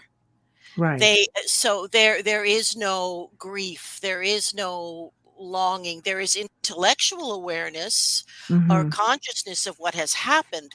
So I Mm-hmm. would say that the whole council idea is much more removed emotionally than you would probably think.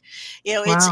it's almost more of an analytical process. Like if you do this, then maybe this will happen, or if you did this, this will happen. Mm-hmm. So I would have to say that people in the interlife, one of the things that they find so astounding is that they are able to look at things that had pain attached and then Mm-hmm. just sort of understand them without re-experiencing the pain. Right. Yeah, and that's from what I have heard, that's what it's like. That's why it's not fearful. Nobody criticizes you, Mm-hmm. and you don't re-experience pain, but you do have an awareness of your actions and Mm-hmm. how they could have been involved and how they can improve. And one thing, I think I might have mentioned this last time I was on, one thing that's very interesting about these councils is that they are not necessarily only human beings that are on them. Okay. Oh. In our interlife Mm-hmm. realm, it would seem that we are in a soul group with many beings that are very similar to us. Mm-hmm. Maybe not exactly Homo sapiens sapiens. Maybe there are slight variations, bigger skulls, maybe, but not the Greys. The Greys haven't been seen there, but beings that are like us, From other essentially, worlds, other from other planets. worlds. So our And other lives don't necessarily mean here on planet Earth. that's very true. And of course, Oh, with the, okay. the kind of work that I do with experiencers, if I am privileged to be able to do a past life regression with them or an interlife regression, it's almost invariable that I find that they have lived other lifetimes, and often on Mm-hmm. on the same planet where the beings that engage with them today are from. Did that Right. make sense? It was No, a complicated absolutely. sentence, but you know what I mean. Absolutely. So, boy, so there's something No. familiar. So you wonder, there's been an agreement in the interlife. Say these star seeds, these remarkable people, Mm-hmm. lived on this evolved planet and made a decision to come here, Mm-hmm. to their younger brothers, less evolved planet to help bring about disclosure or help heal the world or help Mm-hmm. advance the science or whatever it was. We have an awful lot of Mm-hmm. these star seeds, these special people who have chosen to be here to Mm-hmm. help us. And there is no reason for fear. I just want to say fear is the killer. I'm no fan of David Icke and all of his reptilian fears and fear mongering, Mm-hmm. because it's really not that. There are aspects of that, but that's not the big reality. Right. Lisa, just plug. Here we go. We're going to give you a little shout out, Lisa.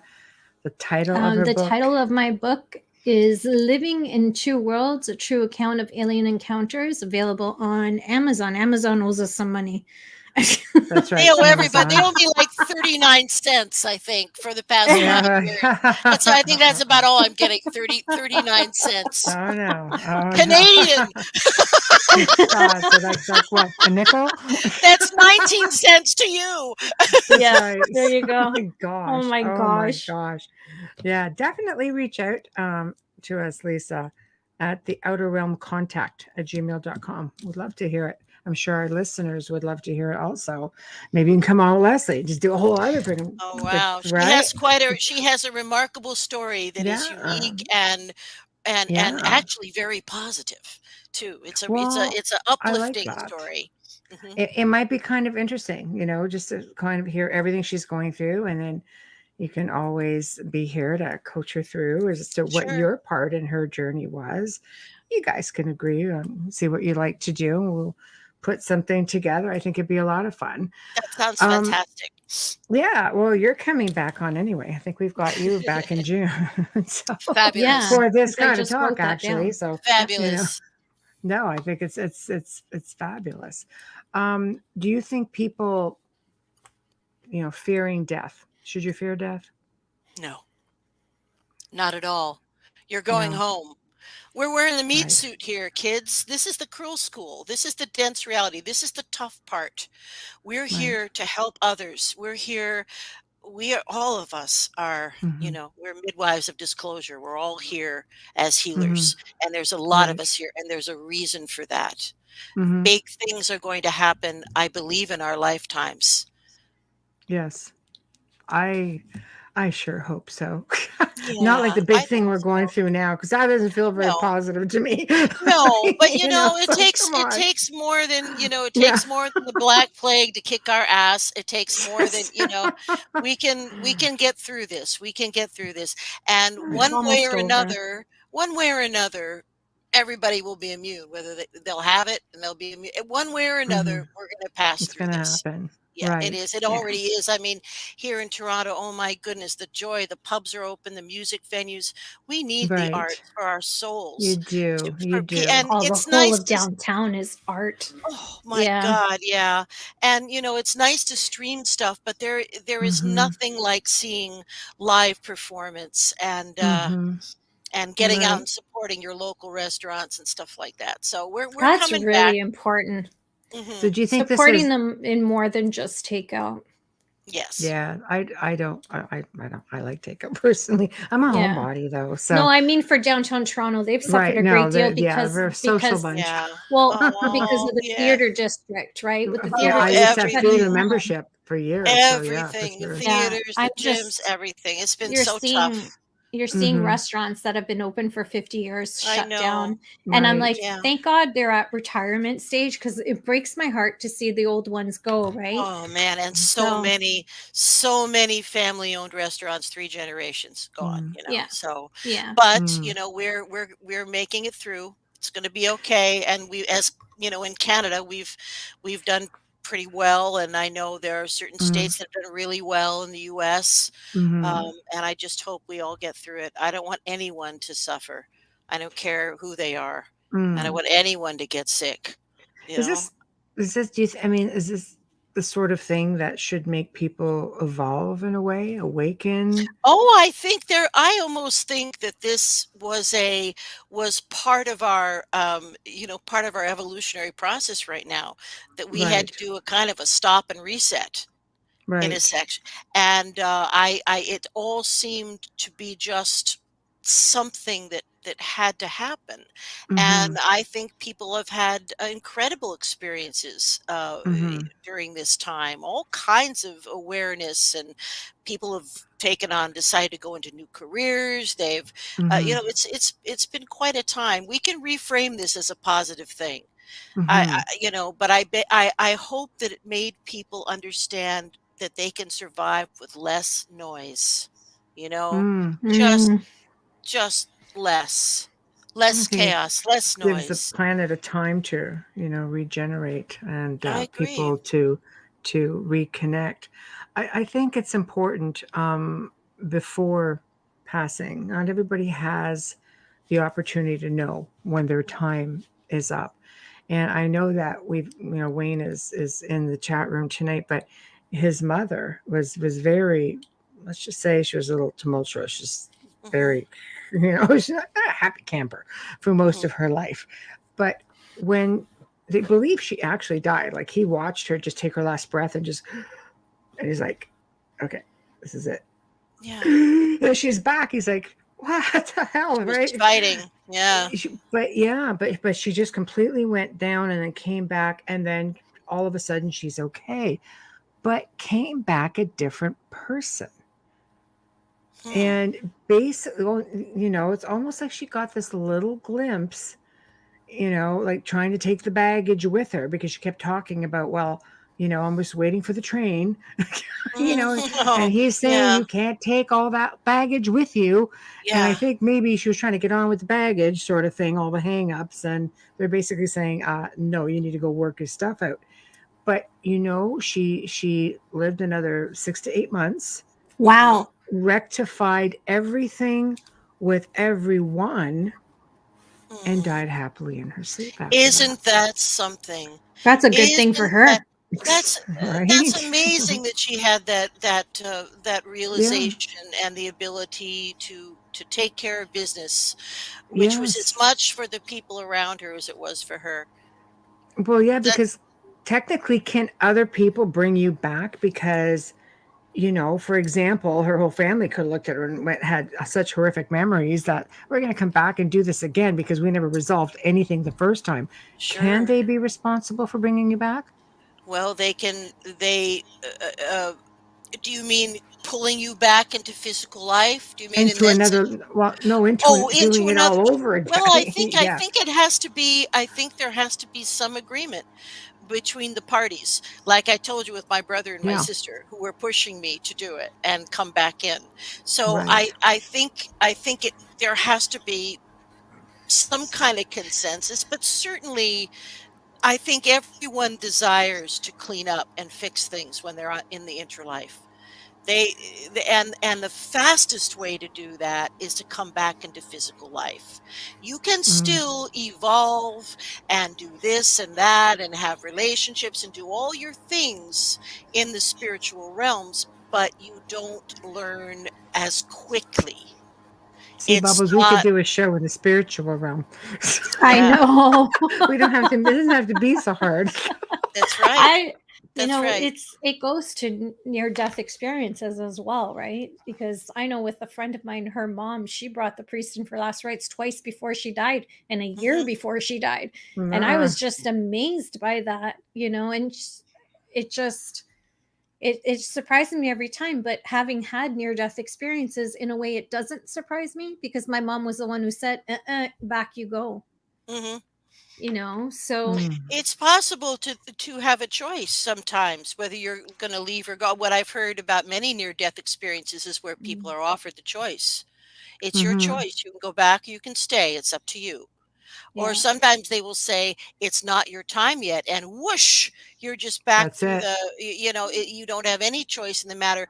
I did have a near death experience as a very little child, and I had pneumonia, and in those days there Mm-hmm. weren't any fancy antibiotics like now, no designer antibiotics. It was a very serious business, and kids died from pneumonia all the time. Yeah.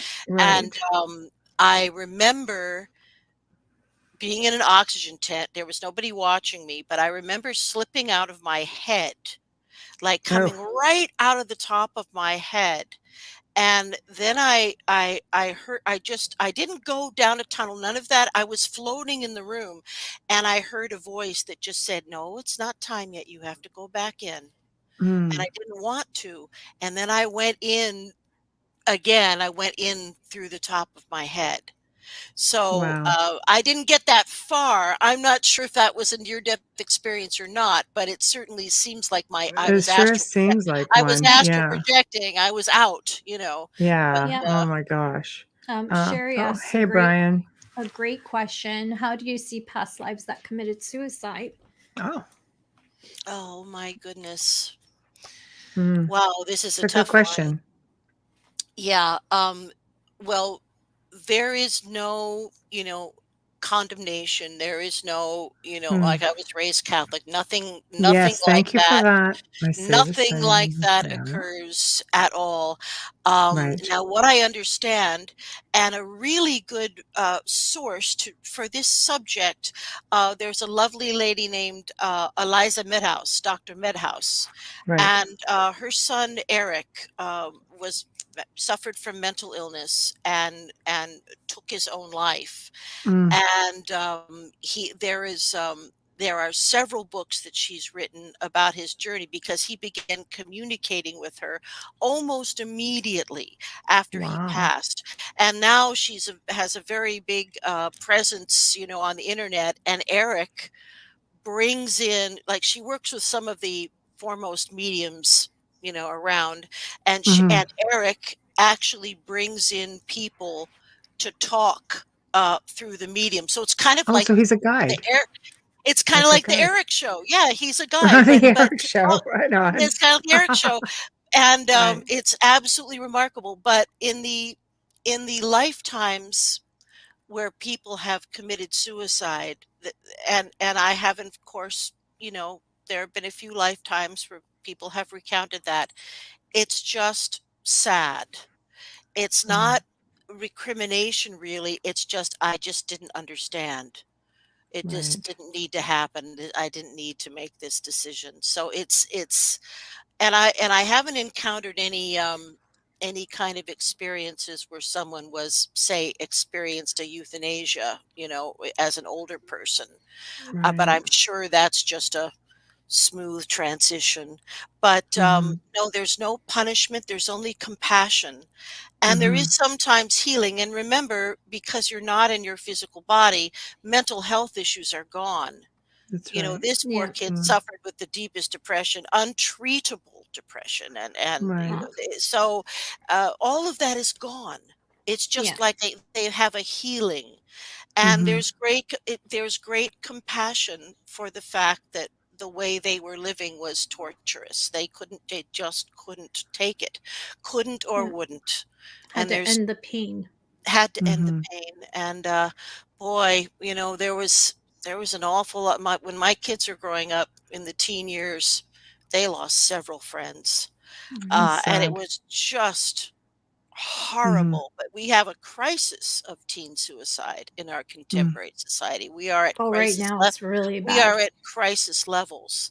Yeah. So we need to get to these kids and get them to talk up and make them understand that everything does get better, that it Yeah. And can get better, that the Mhm. teenage part is the worst part.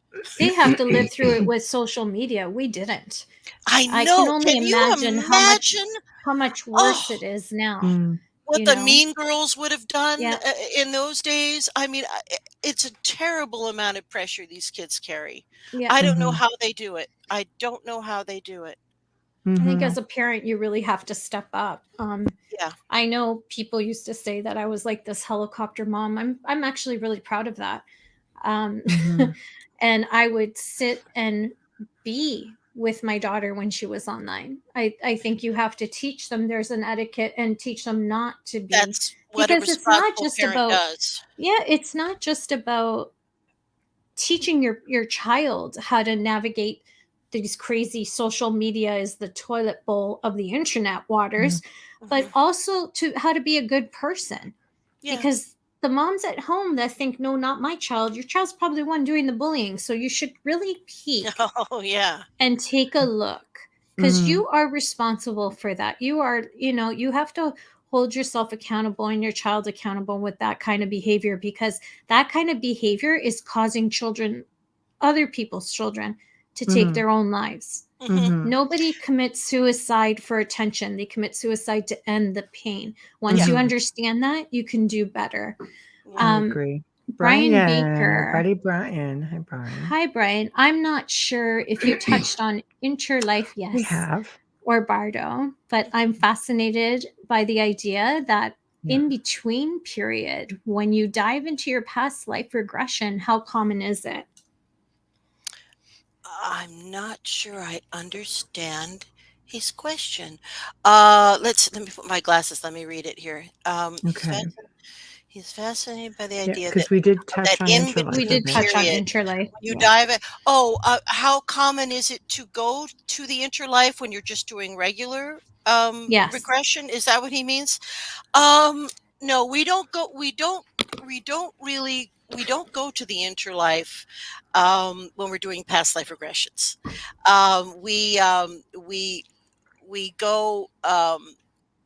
Let's see. The way it works is first I get somebody very relaxed and I go through a deep relaxation process with them. Hopefully, I get them into the theta state. It's not really necessary, but it's good if you can. The alpha state is fine. Mm. And then to get the idea of oiling up the memory, if you will, then I move the person around in their own life and Mm. have them visit only happy experiences, like, and then eventually I get them down and they're remembering things they never thought they could remember, so now they're getting confidence that it will Mm. work, right? Because suddenly I say, they're 5 years old, I say, what color is your dress, and they're seeing their dress and it's yellow and they can tell me. So this is mind-blowing to many people even at that phase. So we go down and down and down, and then eventually we go into before the birth experience. And then we just go into, I take them into a kind of a, well, more like a bardo. You know, I will often create an environment, an imaginary environment, perhaps a hallway with a lot of doors, and the door that and behind every door is a past life, and the door that you need to open to look at will light up or something like that. All right, Mm-hmm. they're all different things that I do in that regard. And then when someone, and then I will take, and then I will that person will arrive in their past life, the one that has bubbled up that they need to hear about. I take them through it, and I take them through the death experience too. And although we don't go to the council, I do ask them, you know, what they learned and what they valued most. So it's quite in depth in the past life regression. So although we don't go through that council thing, we do all that kind of work. And then if I ask the individual if there are other lifetimes that need to be explored, and if the individual says yes, then we go back into the blue mist or the Bardo zone, and then pop into another life, pop in Mm, like that. right. So that's kind of how it works. It's amazing what a natural process it is, you know. Mm-hmm. And I think that the only people that have trouble, you know, getting into the experience are the people that aren't trusting themselves and what they're seeing and what they're saying. Because in the beginning of a regression, sometimes it feels a little bit like your imagination, but that's Mm-hmm. only because the centers of the brain are close to that place. Mm-hmm. We're really seeing activity in the amygdala, the really deep memory centers of the brain. They know this from conducting MRIs, or probably more likely EEGs, when people are in the regression process. So the memories are firing, and some people are very quick processors, I would call them. In other Mm. words, I'll ask them one question: look down at your feet. What do you see on your feet? Oh, I'm wearing boots, and then I have some short pants here, and hey, I'm a man, and I got a rifle, and I got. Now, some people are like that, and some people I will ask them questions, then I'll have to wait. Like, you know, there will be a big, like, 5 second long thing where they're processing, and finally they'll talk to me about it. So Mm-hmm. so that's why I think that's one of the big reasons why, if people are quick processors, as I mentioned earlier, I can usually cover about 3 lifetimes. But if someone Wow. is a slow processor, just the whole thing takes a lot of patience, and it's a lot longer. Okay, Michelle Millions asks, is a recurring dream a sign of a past life? Oh, it sure can be. Mm-hmm. It absolutely can be. Mm-hmm. I've had them. I know there's snippets of scenes from past lives, especially if I've been working a lot in that area. My own Mm-hmm. memory gets kind of stirred up, I think, in a way. But absolutely, in fact, as I said when we first started talking, that's a very good indication of where we should go to explore past life. If you have a specific dream or sense about a time period or event or country. Mm-hmm. Right. Wow. Well, thank you. Honestly, we're already at Is almost that at the it? 11th. I know. I know. That's Is why you're that coming all back. there That's why you're gonna. is? I know, but that's why you Is just that get to all keep there coming back. is? I Oh my know. gosh. I have a I quick know. question for you, Lesley. Do you like Yes. show theme songs? Uh-oh. I adore show Oh theme no. songs. I my whole career as an actor was all about musical theater, most of it. Oh, you Oh, better there we believe it. go. Oh, There we yes, go. yes, yes. We're going to Oh Uh-oh. boy. bombard Michelle with the show Oh Uh-oh. theme Oh, songs. boy. poor There isn't I'm one Michelle. in I don't trouble. know Poor I'm in for sure Michelle. trouble. notes. Oh, I'm in no. trouble. Oh, no. I Listen, got I it I've with been in know. her sister too. Here we I've go. been in some terrible shows too. I've been in some real stinkers. I was in a show, Everybody a has. musical version of Falstaff, and it was called Thud. And this show Oh, was so bad that whenever the curtain opened for the second act, there was no one in the theater. Oh my word. Oh, wow. Yikes, that's not good. I've That seen would a lot not of be good. theater. My brother-in-law's an actor. I've seen a lot of theater, but I have to say my favorite, absolute favorite was Fiddler on the Roof. I can't get enough of that one. Oh, I Frickin' played all Wayne. three Aw. daughters on the road. I Did played all you? three daughters I one was time so or another. impressed by Carol his Burnett. ability to hold that Oh, wine Carol. bottle on his head. Ugh. Wayne Mallow says, "I'm so glad we had this time together." Carol Aw. Burnett. Whoa, Thanks a I'll do lot. that. It's like, Thank you, Tina. Oh, that's funny. But Oh, we well, are ladies, at the I end. just have to Yes. thank you both for welcoming me. And it was such No, a thank joy to you. talk to you. Pleasure. And I hope that, I think your listeners are wonderful. They had such marvelous you. questions. What smart We have people they are great out there. listeners. We have We Wow. great do. We have a listeners. great listenership, Yes. and we've got great people in the chat room. They're Yes. just Wonderful. amazing. Yeah. Yes. Thank Wonderful. you so much. So thank My you. pleasure. My pleasure. And if anyone wants to get a hold of me, they can do so just by emailing me at Lesley, Lesley, at lightworkhypnosis.com. And my recent book is called Intersections, True Story of Extraterrestrial Contact, and that is also on Amazon. I'll get my 39 Fantastic. cents eventually. Yes. And Lisa, you can always get the show email from Lesley, because I emailed you on Yes, it today with the link. I have Otherwise, I it. will be repeating it in a few minutes as well.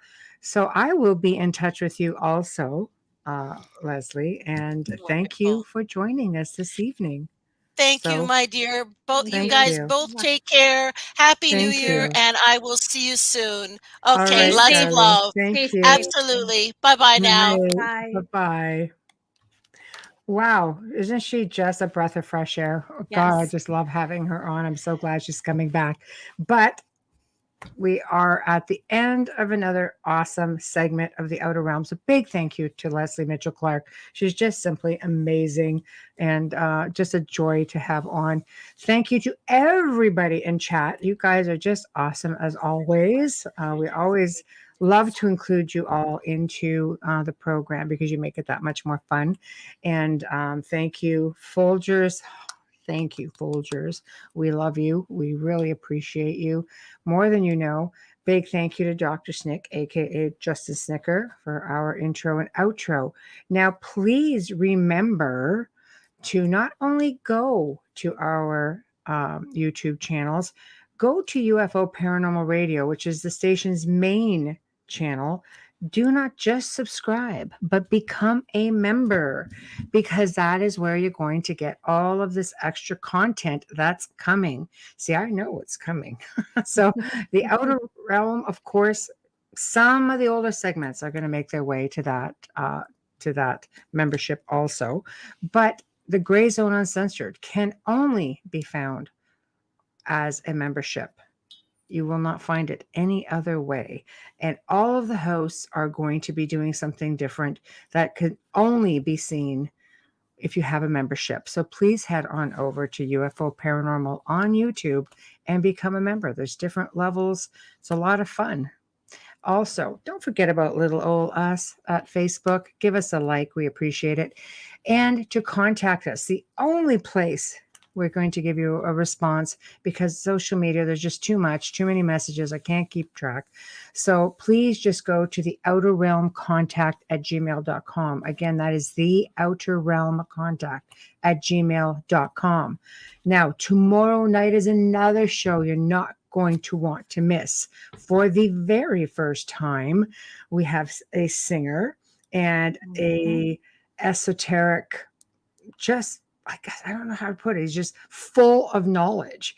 And he's just going to be giving us all sorts of different things to think about. And his name is, he goes by Truth Seeker. I love it. I love it.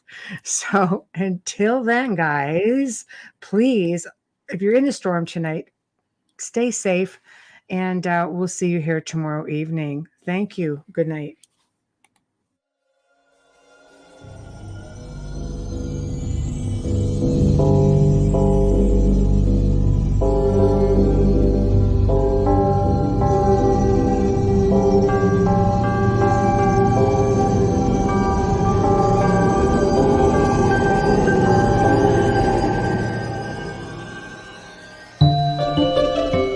have been listening to The Outer Realm with Michelle DeRoche and Amelia Pisano, airing live every Wednesday and Thursday evening, 9 to 11 p.m. Eastern, 8 to 10 p.m. Central, on the United Public Radio Network, 105.3 FM in New Orleans.